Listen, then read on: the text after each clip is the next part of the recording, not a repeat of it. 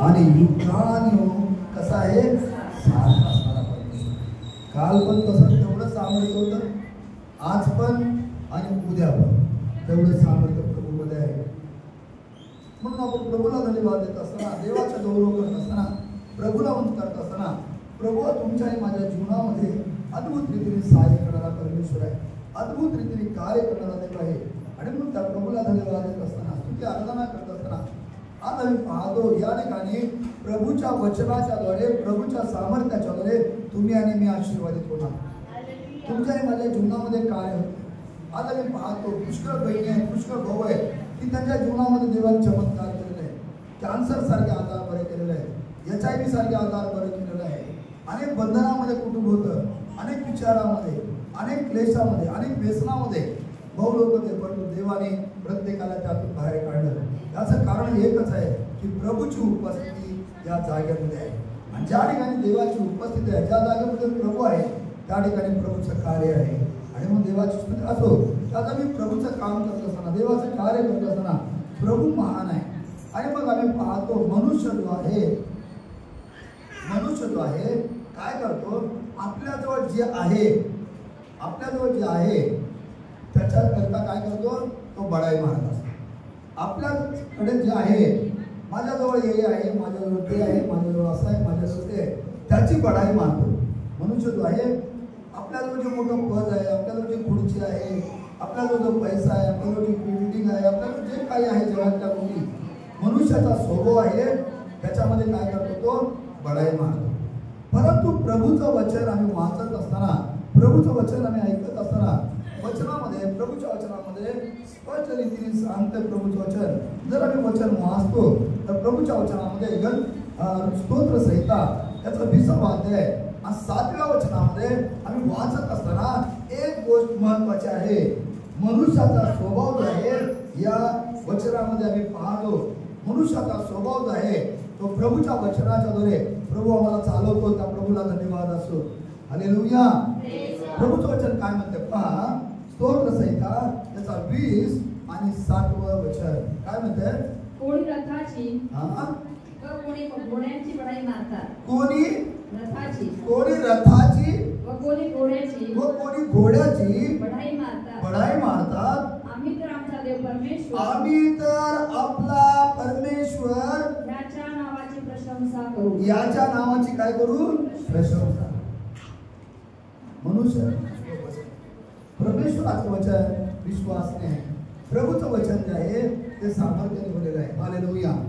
या ठिकाणी मनुष्याचा स्वभाव जो आहे आम्ही पाहतो. मनुष्याचा स्वभाव काय आहे, आमच्याजवळ जे आहे आम्ही दाखवतो.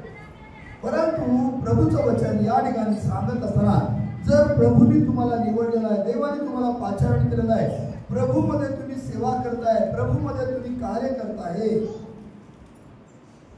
तर आम्ही कुणाची बडाई मारली पाहिजे, आम्ही कुणाची प्रशंसा केली पाहिजे, आम्ही कुणाला पुढे केलं पाहिजे, हे आज आम्ही देवाच्या वचनातून आम्ही पाहणार आहोत. स्तोत्र करता म्हणतो मनुष्याचा जो स्वभाव आहे आम्ही पाहत देवाच्या वचनामध्ये मी वाचलंय आणि त्यामध्ये असं म्हणतंय, कोणी रथांची कोणी घोड्यांची प्रशंसा करतात, आम्ही तर आपला देव परमेश्वर याच्या नावाची प्रशंसा करतो.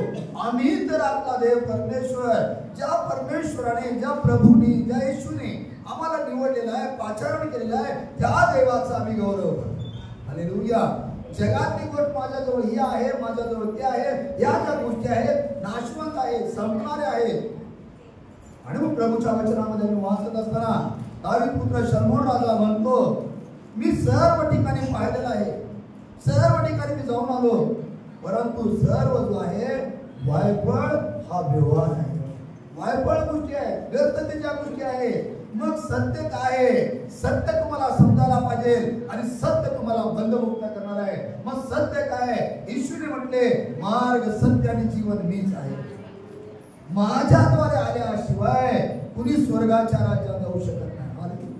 याचं कारण आहे, येशूकडे आल्यानंतर स्वर्गाच्या राज्यात मनुष्य का जाऊ शकतो, याचं कारण प्रभूच्या वचनामध्ये लिहिलेलं आहे.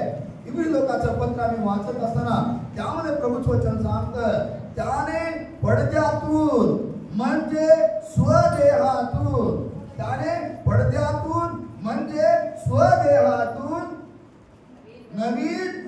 जीवनयुक्त मार्ग त्याने आमच्यासाठी स्थापन केलेला आहे. आम्ही इब्री लोकांचं पत्र वाचत असताना त्यामध्ये प्रभूच्या वचनामध्ये सांगतंय काय म्हणतं पहा. इब्री 10:20. हा, प्रभूच्या इब्री लोकांचं पत्र त्याचा 10वा अध्याय 20व्या वचनामध्ये काय म्हणतं पहा. म्हणून बंधुजन हो. म्हणून बंधुजन हो. बघा प्रभूचं वचन सांगतं येशूकडे आल्याशिवाय स्वर्गाच्या राज्यात तुम्ही आणि मी जाऊ शकत नाही. याचं कारण आहे प्रभूचं वचन काय म्हणतंय. म्हणून पाऊल खूप सुंदर सांगतो म्हणून बंधुजन हो. त्याने पडद्यातून म्हणून बंधुजन हो. बंधुजन म्हणजे त्याच्यामध्ये बहिणी आहेत भाऊ आहेत. बहिणींनो भावांनो प्रभूचं वचन तुमच्याशी बोलत आहे आणि पाऊल म्हणतो म्हणून बंधुजन हो. त्याने पडद्यातून म्हणजे स्वदेहातून. त्याने पडद्यातून म्हणजे स्वदेहातून. आता एक मिनिट तुम्हाला थांबवतो या ठिकाणी. आम्ही पाहतो चर्च मध्ये पडदा असतो. चर्च मध्ये जे आहे आता आपल्या चर्च मध्ये पूर्वी होता परंतु आता आपण काय केलेलं या ठिकाणी जे सागवानच्या लाकडाप्रमाणे आपण या ठिकाणी केलंय. परंतु प्रभूचं वचन सांगतं मंदिरामध्ये जो पडदा आहे हे प्रभू येशू ख्रिस्ताचं एक दर्शन आहे. त्याच्याकडे कोणामध्ये गोड समजली पाहिजे. कोणती गोड. त्याने पडद्यातून म्हणजे स्वदेहातून. पडद्यातून म्हणजे स्वदेह. पडदा नसून तो काय आहे स्वदेहातून जो नवीन व जीवनयुक्त मार्ग आपल्यासाठी स्थापित केला. नवीन आहे. कसला मार्ग आहे. नवीन आहे. आता नवीन मार्गामध्ये एक गोष्ट आहे जीवनयुक्त आहे. त्याच्यामध्ये काय आहे मृत्यू नाही, क्लेश नाही, व्याधी नाही, बंधन नाही, तर काय आहे नवीन आणि जीवनयुक्त मार्ग आपल्यासाठी स्थापित केला, तयार केला. त्या मार्गाने परम पवित्र स्थानामध्ये येशूच्या रक्ताच्या द्वारे प्रवेश करण्याचे आपल्याला धैर्य आले. आमेन. हालेलुया. येशूच्या रक्ताच्या द्वारे प्रवेश करण्याचे आम्हाला धैर्य आलेलं आहे. हालेलुया. येशूकडे आल्याशिवाय स्वर्गाच्या राज्यात जायचं असेल तर एकच मार्ग आहे तो म्हणजे येशूचा. दोन प्रकारचे मार्ग आहेत. आम्ही पाहतो दोन प्रकारचे मार्ग आहेत. एक मार्ग जो आहे रुंद आहे. एक जो मार्ग आहे रुंद आहे आणि एक जो मार्ग आहे अरुंद मार्ग आहे.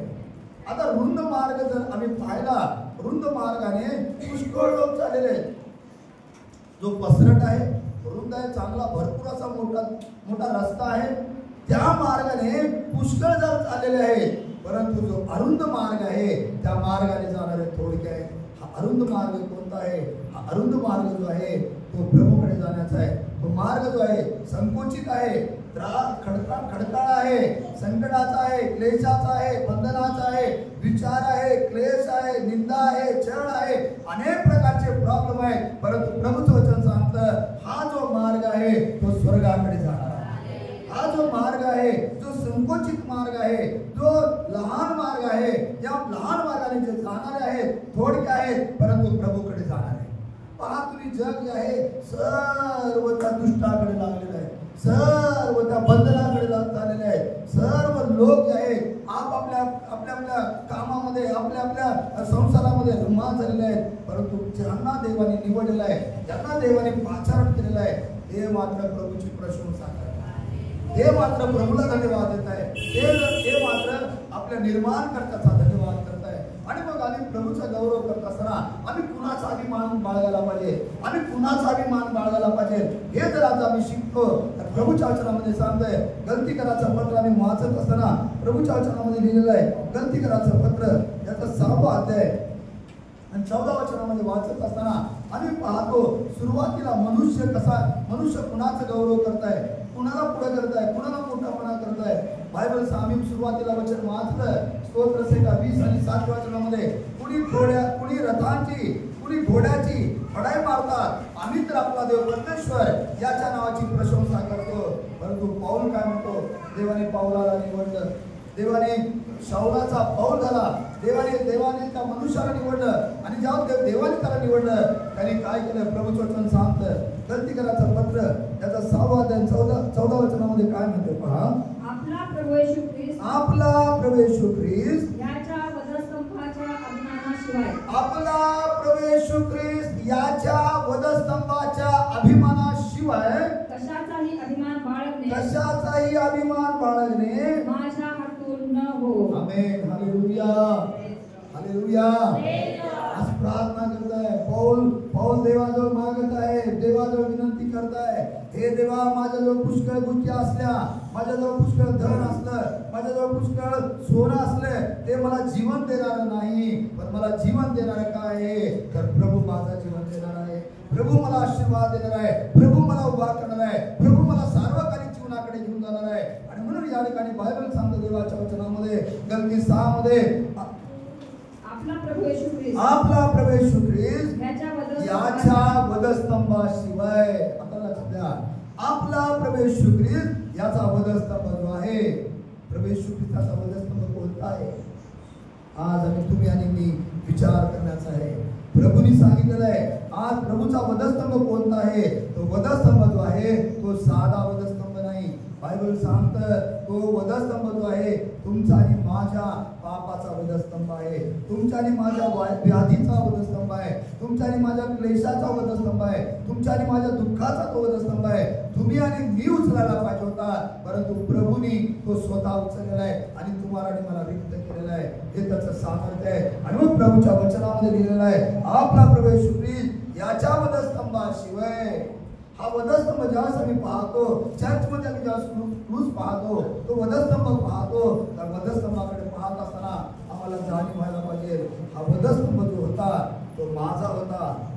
मी पाप केलेला आहे, शिक्षा मला व्हायला पाहिजे, परंतु माझ्यावरची शिक्षा प्रभूने आपल्यावर घेतलेली आहे.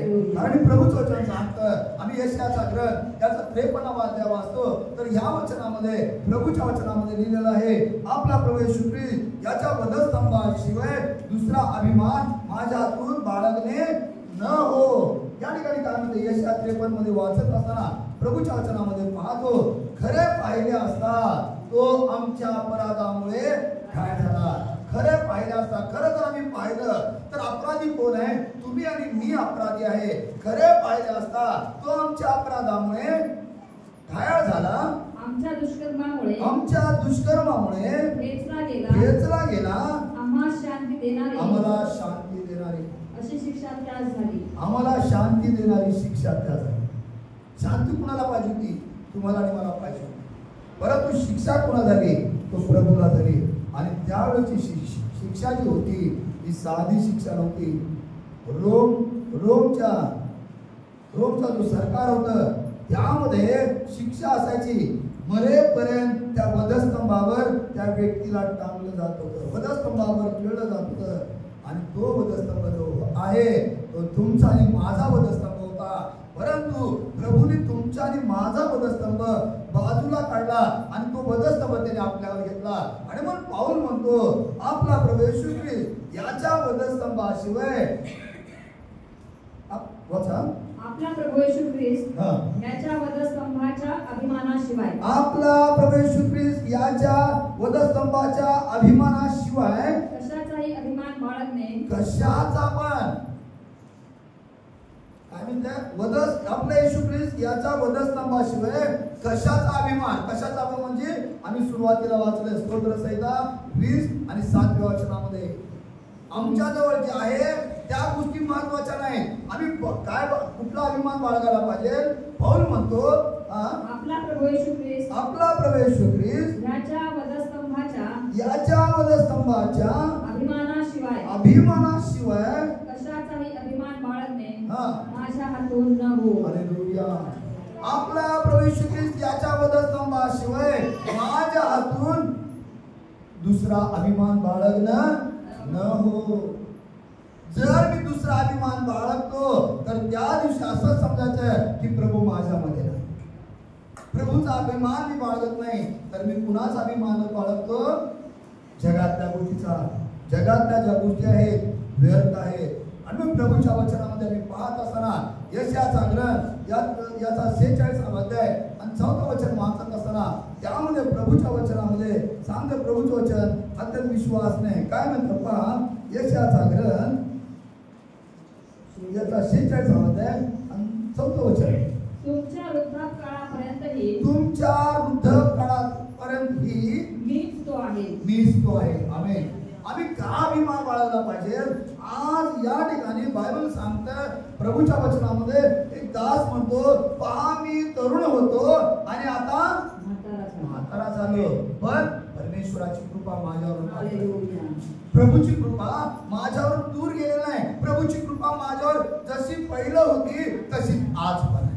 हालेलुया. आणि मग प्रभूच्या वचनामध्ये या ठिकाणी मी वाचत असताना काय म्हणतो पहा, परत एकदा वचन वाचा. तुमच्या वृद्ध काळापर्यंतही मीच तो आहे. तुमचे केस पिकत तोपर्यंत मी तुम्हाला वागवीन. निर्माण करता मीच आहे.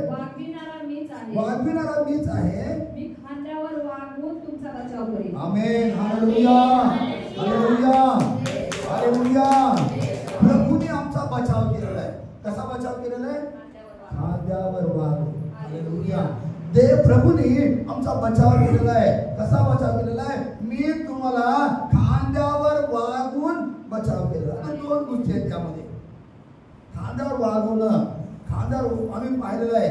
ज्यावेळेस आम्ही प्रभू येशू ख्रिस्ताचा वधस्तंभ पाहतो आणि प्रभू येशू ख्रिस्त चाललेला आहे आणि त्याच्या पाठीवर काय आहे? वधस्तंभ आहे.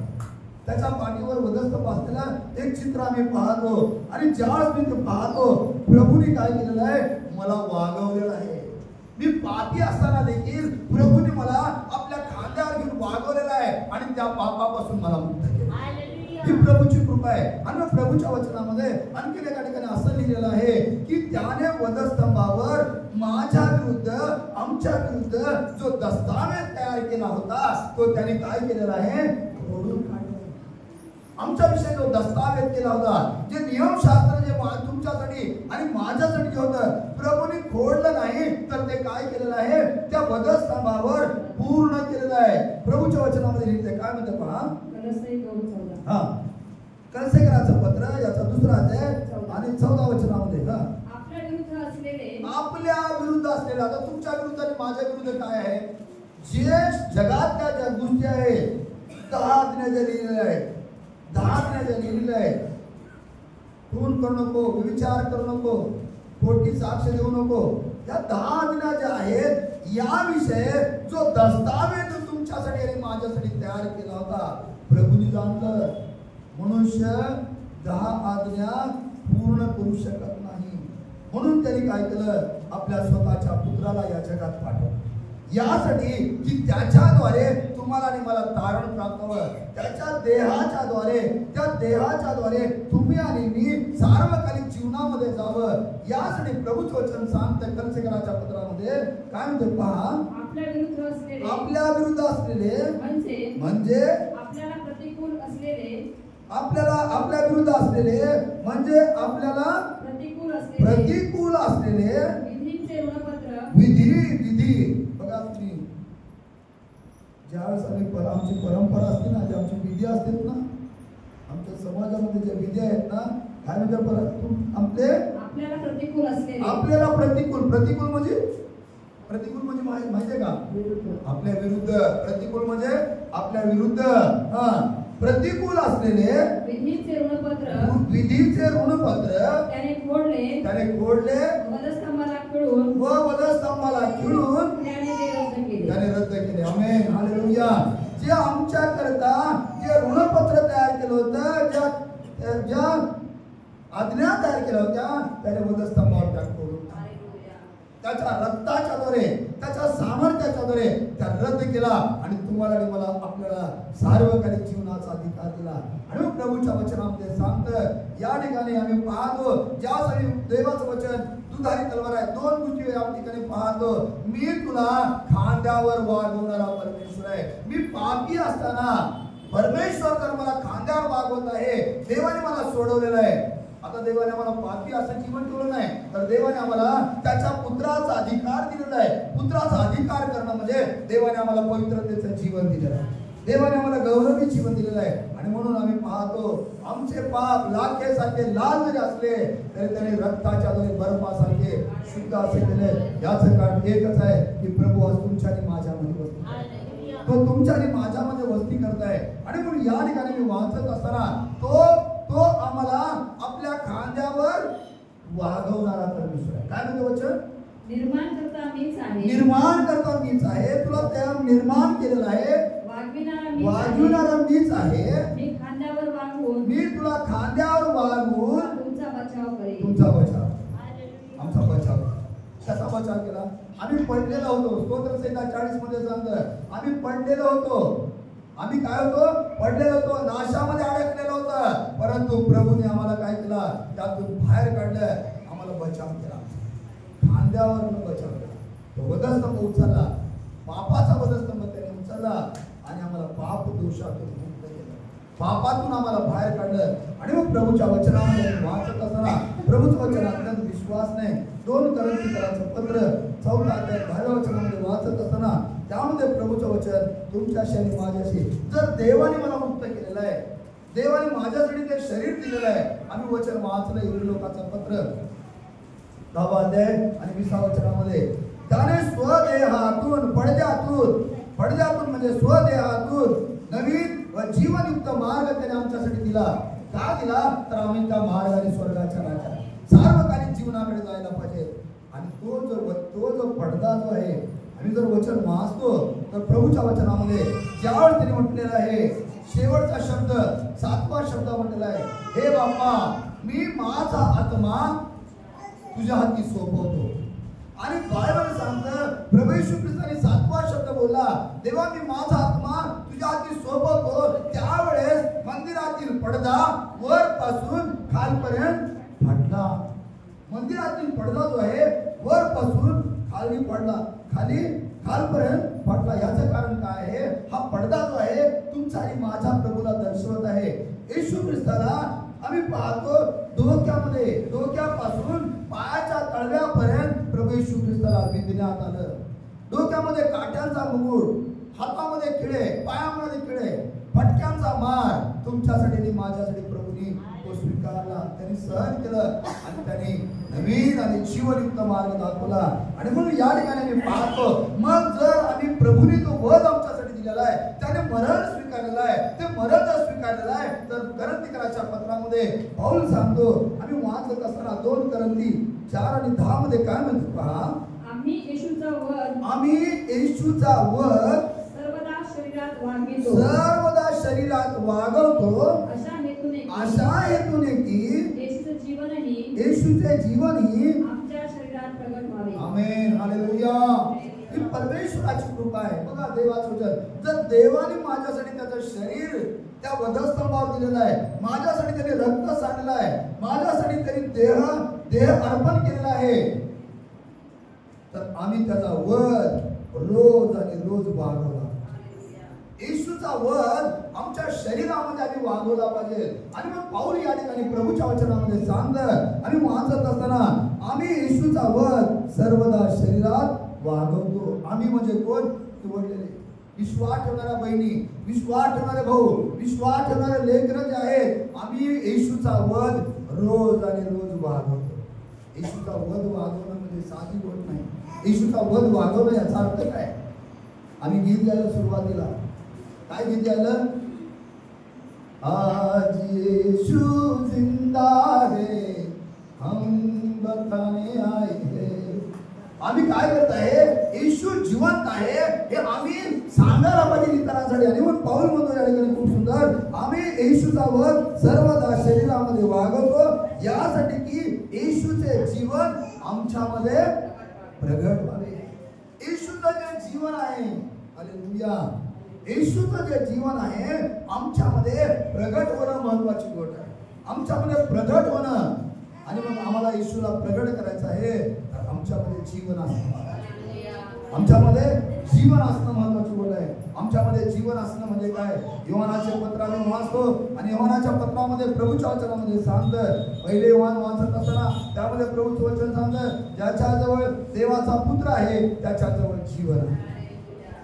आम्ही वचन वाचत असताना पवित्र आत्मा आम्हाला समजावून सांगतो. काय म्हणतं पहा वचन, पहिले योहान 5:12. हां, पहिले योहान 5:12. हां, कारण ज्याला तो पुत्र लाभला आहे. पहिले योहान 5 अध्याय 12 वचन, कारण ज्याला तो पुत्र लाभला आहे, कारण ज्याला तो पुत्र लाभला आहे त्याला जीवन लाभले त्याला आहे. जीवन लाभले आहे. ज्याला देवाचा पुत्र लाभला नाही ज्याला देवाचा पुत्र लाभला नाही त्याला जीवन लाभले. त्याला जीवन लाभले.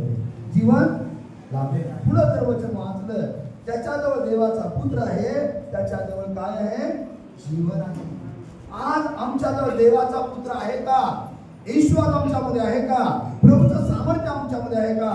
तर तुमच्या आणि माझ्यामध्ये जीवन आहे.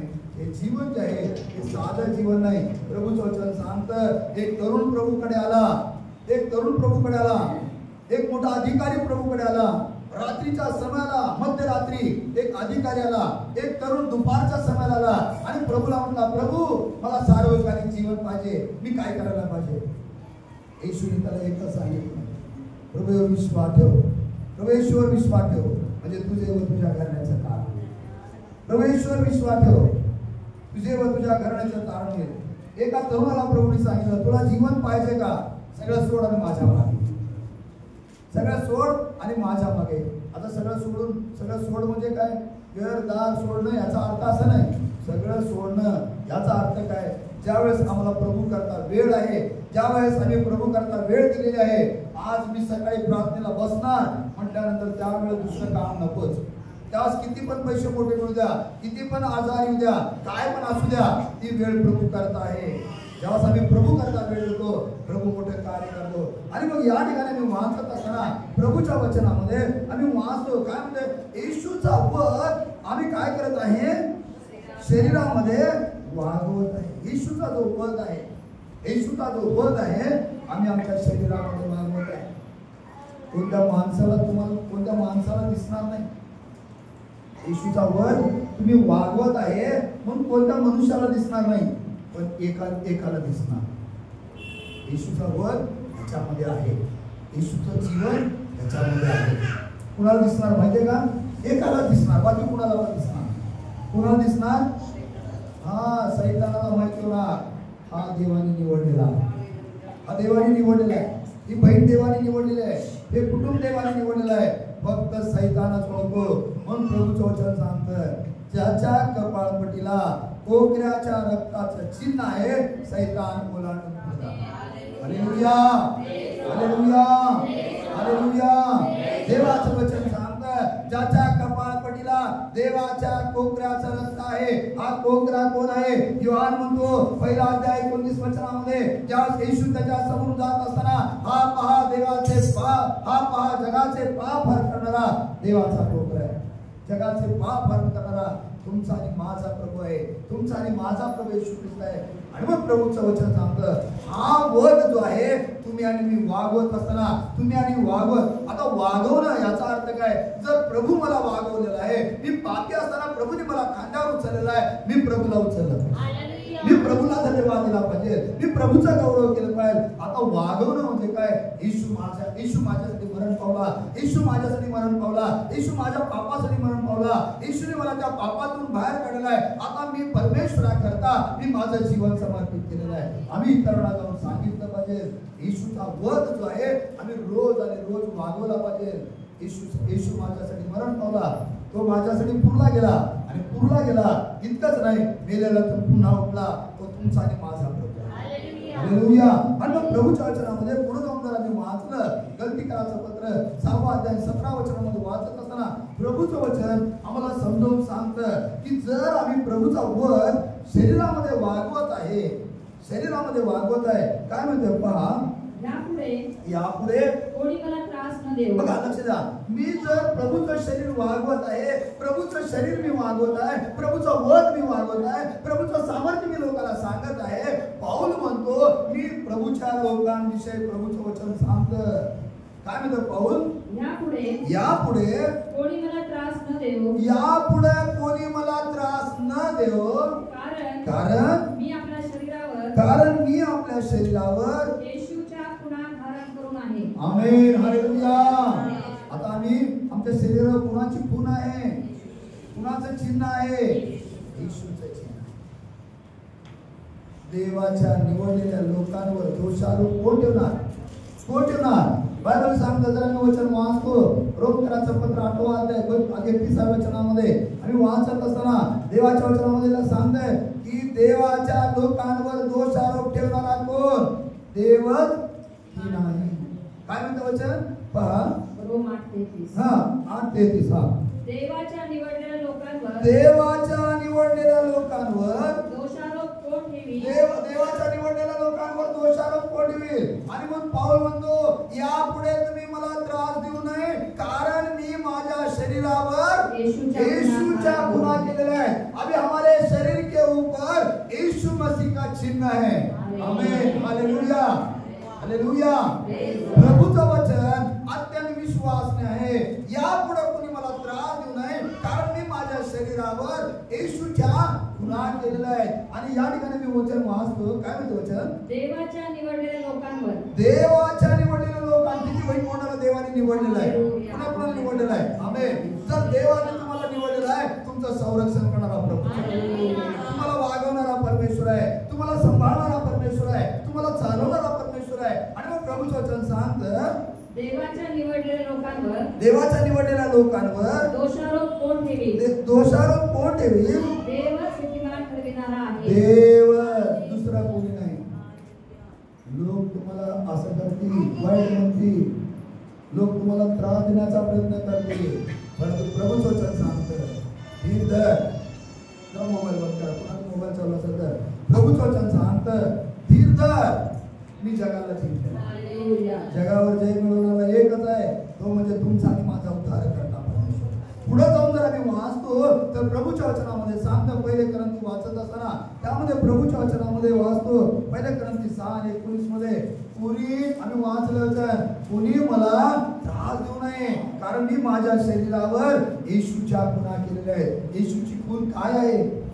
कुणाला माहिती आहे येशूची खून काय आहे? येशूची खून काय आहे? प्रभूचं वचन सांगतं त्याच्या रक्ताच्या द्वारे आम्हाला त्यांनी नीतिमान केलं, त्याच्या रक्ताच्या द्वारे त्याने आम्हाला धुवून काढलेलं आहे, त्याच्या रक्ताच्या द्वारे त्याने आम्हाला खंडून घेतलेलं आहे. इतकंच नाही तर देवाने आम्हाला गौरवी जीवन दिलेलं आहे, तारणाचे वस्त्र दिलेले आहे. प्रभूने तुम्हाला आणि मला काय केलेलं आहे? तारणाचे वस्त्र दिलेले आहे. आणि म्हणून या ठिकाणी प्रभूचं वचन सांगतं तुमचे शरीर, पहिले क्रंथी 6:19 तुमचे शरीर तुम्हामध्ये वसणारा जो पवित्र आत्मा देवापासून तुम्हाला मिळाला आहे. तुम्ही व तुमचे शरीर व तुमच्यामध्ये वस्ती करणारा पवित्र आत्मा देवापासून तुम्हाला मिळाला आहे. त्याचे मंदिर आहे. हे तुम्हाला ठाऊक नाही का? आणि तुम्ही स्वतःचे मालक नाही, कारण तुम्ही मोलाने विकत घेतलेले आहात. म्हणून तुम्ही आपल्या शरीराने देवाचे गौरव करा. आमेन. हालेलुया. मी म्हणतो किती मोठा आहे, माझ्याजवळ एवढा आहे, माझ्याजवळ तेवढा आहे. प्रभूचं वचन सांगतं काय म्हणते? आम्ही स्वतःचे मालक आहे का? आज जर प्रभूने मला बोलवलं, माझी इच्छा आहे 100 वर्ष जगायची, पण प्रभूने आजच मला बोलवलं तर आहे का? काय ना मी माझा स्वतःचा मालक आहे का? म्हणून या वचनामध्ये प्रभूचं वचन सांगतं जिसके पास परमेश्वर का पुत्र है उसके पास जीवन. हालेलुया. आज आम्हाला दीर्घायुष्य पाहिजे असेल, सर्वात महत्वाची गोष्ट आहे, जर तुम्हाला आणि मला दीर्घायुष्य पाहिजे, भरपूर आयुष्य पाहिजे, कुणाला भरपूर आयुष्य जगायचं, हा कुणाला पण नको. एकच आमची बहीण आपण नको. अरे बापरे, आपल्या शरीराला कंटाळायचं नाही कधी. माझी तरी इच्छा प्रभू, माझ्या शरीरामध्ये जोपर्यंत प्राण नाही मी तुझीच गौरव करणार. प्रभूला धन्यवाद. आमची इच्छा असायला पाहिजे पुष्कळ दिवस जगायला पाहिजे, पण जगत असताना कसं जगायला पाहिजे माहिती आहे का? कसं जगायला पाहिजे? आम्ही प्रभूचं वचन सांगतो बघा, जर मी वचन वाचतो, मनुष्याला पुष्कळ आयुष्य असते, पण कुठं जर पडलेला चढलेला प्रभूला म्हणतो मी देवा असं जर असेल तर आजच नाही का? असलं नको. मग प्रभूचं वचन सांगतं काय म्हणते माहिती वचन? मी तुला उत्तम पदार्थाने तृप्त करीन. आमेन. परमेश्वर आमचा उत्तम पदार्थ तृप्त करतो, परंतु नीतिसूत्रे 3रा अध्याय वाचत असताना त्यामध्ये प्रभूचं वचन सांगतं माझ्या मुला माझे धर्मशास्त्र विसरू नको, ते तुझ्या चित्तात वागव. त्यापासून तुला काय आहे? कशापासून? देवाचं वचन तुमच्यामध्ये आहे ना? आहे का? देवाचं वचन जर आमच्यामध्ये आहे, येशू जर आमच्यामध्ये आहे, तुम्हाला आणि मला दीर्घ आयुष्य. हालेलुया. आता माझ्या जागी जर कोण असतं ना, 2-3दा दवाखान्यात जाऊन आले असते. किती वेळेस? कमीत कमी 4 वेळेस तर गेले असते 100%. आणि त्या व्यक्तीला काय झालं असतं माहितीये का? एंजिओप्लास्टिक तर नाहीतर एंजिओग्राफी आणि एंजिओग्राफी करा, एंजिओप्लास्टिक करा. मी काय सांगत नाही, छाती दुखली तर हालेलुया, काय पण होऊ द्या, हालेलुया. का? प्रभूचं वचन आमच्यामध्ये, प्रभूचं सामर्थ्य आपल्यामध्ये. प्रभूचं वचन जर मी इतरांना सांगतो, इतरांना आम्ही बोलतो, इतरांना आम्ही जाऊन सांगत आहे प्रभू महान आहे, त्याची कृपा महान आहे. दवाखान्याच्या विरुद्ध मी नाही, दवाखान्यात जायला पाहिजे. पण जर आमच्यामध्ये विश्वास असला ना, आम्ही म्हणायला पाहिजे प्रभू आम्ही आधी माझ्यापासून. प्रभूचं वचन सांगतं काय म्हणते? तो नीतिसूत्रे त्याचा 3रा अध्याय आणि पहिल्या वचनापासून वाचत असताना, माझे धर्मशास्त्र विसरू नको, तुझ्या चित्तात माझ्या आज्ञा, माझं वचन वागो. आमचं जे प्रभूचं वचन आम्ही कुठं पाहिजे? काय करायला पाहिजे? काय करायला पाहिजे? वागवायला पाहिजे. आम्ही प्रभूचं वचन वागवत आहे, त्याचा वध वागवत आहे. त्यांनी माझ्यासाठी जो वध सहन केलेला आहे, प्रभूचं शरीर, प्रभूचं जीवन आता मी वागवत आहे. आता मी एकटा, आता मी एकटा आहे का? मी एकटा नाही. आता माझ्यामध्ये कोण आहे? येशू माझ्यामध्ये. मी एकटा नाही. मंडळींनी म्हणायला पाहिजे मी एकटी नाही. भावानी म्हणायला पाहिजे मी एकटा नाही. आता मी एकटा नाही तर माझ्यामध्ये प्रभू. हालेलुया. आणि मग नीतिसूत्रामध्ये जर आम्हाला दीर्घ आयुष्य पाहिजे असेल, आज जर त्या बहिणी म्हणत असेल देवा मला आजार नको, माझ्या लेकरांना नको आणि माझ्या घरात दवाखान्याला पैसे जायला नको, तर आज देवाचं वचन तुमच्यामध्ये आणि माझ्यामध्ये. प्रभूचं वचन सांगतं माझ्या मुला माझे धर्मशास्त्र विसरू नको, तुझ्या चित्तामध्ये माझ्या आज्ञा वागव, कारण त्यापासून काय आहे? डॉक्टरकडे मी गेलो, डॉक्टर म्हणलं सर आम्हाला ते आता एंजिओग्राफी करू नका, काय करा एवढे पैसे घ्या मला घरी पाठवा. डॉक्टर म्हणजे शहाणा झालं का बाबा, ते ऑपरेशन करावंच लागेल, पैसा आम्हाला वाचवू शकणार आहे का? आमचं घर, आमचा बंगला, आमच्या गाड्या आम्हाला वाचवू शकणार नाही. देवाचं वचन आम्हाला वाचवलं, देवाचं वचन आम्हाला आशीर्वाद दिलेला आहे, प्रभूचं वचन कार्य करणार आहे. आणि मग बायबल सांगतं या ठिकाणी, कारण त्यापासून दीर्घ आयुष्य वयोवृद्धी व कल्याण तुला प्राप्त. कसं आहे आयुष्य दिलं? कसं पाहिजे आयुष्य? सुमित भाऊ, आयुष्य दिलं कसं पाहिजे? आता 50, 100, 60, 85 असते. कधी कधी थकवा आलेला असते, कधी कधी कोणतरी झोपलेलं असते, कोणतरी पडलेलं असते. याचा अर्थ असा नाही की त्यांना देवाने शाप दिला, अजिबात नाही. प्रत्येकाला त्याला तरी लई कष्ट केला असेल आणि मग देवाने त्याला रेस्ट दिला आपण असं म्हणायचं. या ठिकाणी पण प्रभूचं वचन, प्रभू मला रेस्ट नको, मी मरेपर्यंत तुझं गौरव करणार, मरेपर्यंत तुझं नाव घेणार, मरेपर्यंत मी त्या गावाला पडणार जाणार, काय पण असू दे. मला कोण नेऊ दे नाही तर मी म्हातारा झाल्यानंतर मला कोण नेऊ दे नाही तर नेऊ दे, पण मी त्यांच्या मागे तसंच पडणार. Hallelujah, hallelujah. देवाचं वचन विश्वास नाही, प्रभूचं वचन सत्य आहे. दीर्घ आयुष्य देताना कसं आहे? वाचा परत एकदा. कारण त्यापासून दीर्घ आयुष्य कसं आहे?